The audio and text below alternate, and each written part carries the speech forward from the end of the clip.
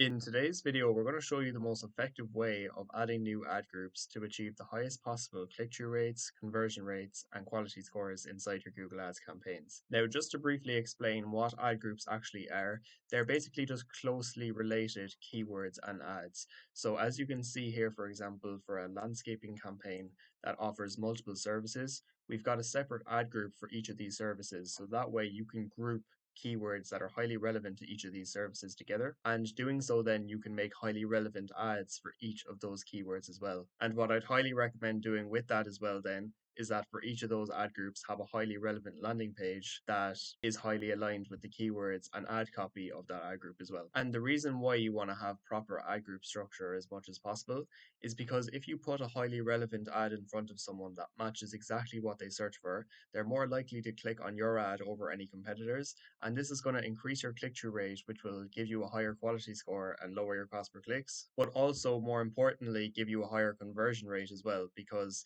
if you direct that traffic to a highly relevant landing page that matches with the service that they're looking for as well, then they'll be even more reinforced that they're in the right place with your ad because it matches exactly with what they're searching for, rather than something generic that tries to cover all the services like a general website would. Now, the first thing you want to do when making any ad groups is first of all do your keyword research inside the keyword planner, and we have multiple videos on the channel that goes into detail on how to find the best keywords to target, use Google Ads keyword planner, and goes into a lot more detail on that specific aspect if you'd like to check some of those out. But what you want to do is gather a list of all of the keywords that you'd like to target for your campaign. As you see here, for example, we have landscapers Dublin, landscaping Dublin, garden landscaping Dublin, garden landscapers near me in this ad group that all have the exact same intent.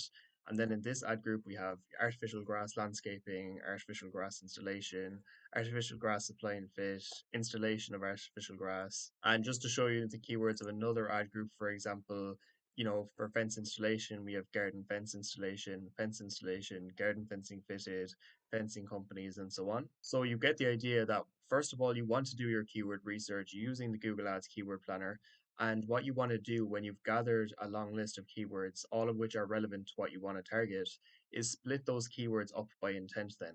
So the intent of someone looking for a landscaping company isn't the same as someone looking for fence installation, or is the intent of someone looking for artificial grass installation as well. So you could argue that they all fall under landscaping, but a common mistake that we see a lot of advertisers make is try to just stick all of those keywords into one landscaping ad group. Whereas having tightly themed ad groups like this, where as you saw that all of the keywords in each of the ad groups that we showed you just now as examples all mean the exact same thing, we're now going to be able to make much more relevant ads for those keywords than if we were to try and make, some kind of ad that somewhat solves the person's problem. And what you want to do then is when you're actually inside your Google Ads account making your campaign for the first time, is that you want to make your very first ad group at the beginning and add your first 2 to 3 ads to that ad group as well. So for each ad group, I'd recommend making 2 or 3 separate ads in each ad group. So that way you're going to see, which one has the highest click-through rate and conversion rate, which we see here, for example, are actually more or less the exact same conversion rate. But the main reason you want to make,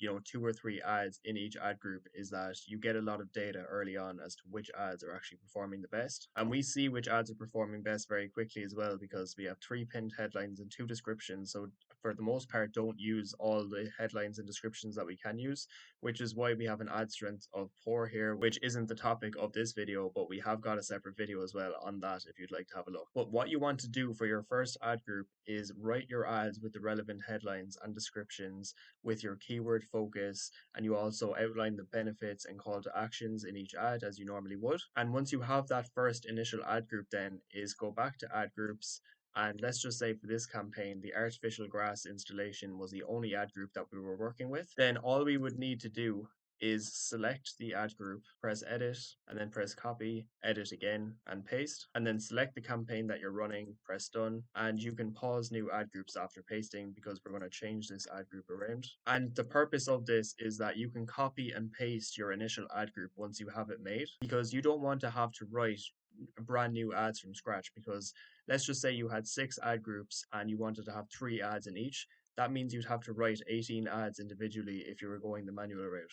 Whereas instead, you could just make your first ad group with 3 ads in it and then change the keyword focus in each. Because when it comes to your ad copy, there's 3 main aspects, which is your keyword focus, where you identify the problem. In this case, it would be artificial grass installation. You have your benefits, which, for example, would be free consultation and quote, like you have here, or 64, 5-star reviews. And you'd also have your call to actions as well. So call us today for a free quote, for example, schedule an assessment. But those 2 parts of your ad copy don't need to be changed around for every new ad group that you make, because the benefits and call to actions are always going to remain the same in each case, but it's only the keyword focus that you'd need to change around.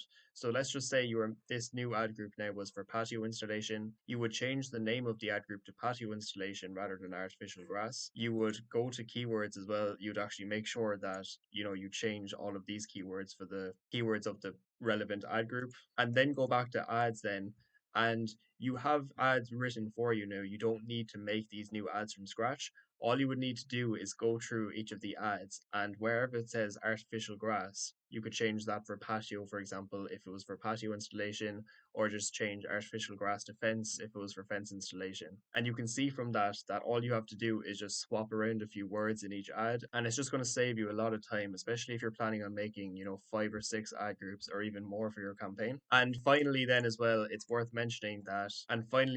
just as a reminder, it's worth mentioning that before you actually go ahead and publish the campaign, is that once you've changed the keyword focus part of your ad copy around, you want to change the final URL of the ads in that new ad group as well to the relevant landing page URL. Because you might have an exact landing page template that you use for all your ad groups. You want to make sure for those landing pages that they all have at least relevant headlines and photos for that specific service. And you have that landing page URL copied into the new ad group, because you wouldn't want somebody looking for patio installation, seeing a patio installation ad, everything's lined up perfectly, but then they go to an artificial grass installation landing page. So once everything's lined up correctly, then you could just, unpause this ad group and press enabled. And that's the way we've found to be most effective when it comes to making new ad groups inside Google Ads, because you're not having to do everything manually from scratch. Once you do a good job with the first ad group, it's as simple as copying and pasting each of the ad groups and changing around some of the ad copy in each case. Now, I hope this video gave you some clarity on ad group structure as a whole, but also how to add new ad groups effectively to save you a lot of time inside Google Ads. Now, if you do have any questions at all about anything we mentioned inside this video, feel free to leave a comment down below. And if you are a service-based business looking to further refine your own campaigns as well, feel free to have a look at the link in the description. And if you do like this Google Ads related content as well, feel free to leave a like and subscribe to the channel, as we'll be posting all things related to Google Ads here daily. And hopefully we'll see you in the next video.